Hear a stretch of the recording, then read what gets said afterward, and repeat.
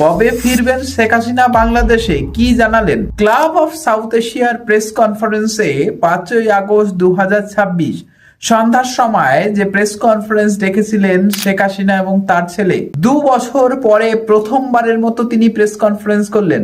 যে 2024-এ ছাত্র অভ্যুত্থানে পর্যবসিত হয়ে শেখ হাসিনা বাংলাদেশ ছেড়ে ভারতে পালিয়ে আসেন এবং তিনি গাজিয়াবাদের একটি লোকেশনে 2 বছর ধরে অবস্থান করছেন। এ নিয়ে অনেকবারই ভারত বাংলাদেশে ভীষণভাবে সমস্যা তৈরি হয়েছে ডিপ্লোম্যাটিক্যালি, কিন্তু শেষমেশ আবার ট্যুরিস্ট ভিসা চালু করেছে।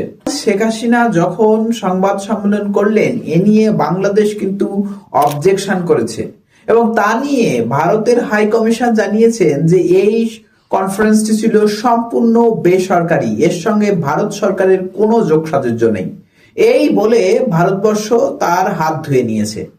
কিন্তু একই সময় দাঁড়িয়ে ইন্টারেস্টিংলি শেখ হাসিনা ঘোষণা করেছেন যে তিনি হয়তো ডিসেম্বরে ফিরবেন এবং কনফিডেন্সের সঙ্গে বলেছেন যে তাকে মরতে হলেও তিনি ডিসেম্বরে পড়বেন। এখনো পর্যন্ত তিনি কোনো স্পেসিফিক ডেট বলেননি, কিন্তু ডিসেম্বর হচ্ছে স্বাধীনতার মাস, কারণ 1971 সালে বাংলাদেশ পাকিস্তানের হাত থেকে এই মাসেই স্বাধীনতা অর্জন করেছিল।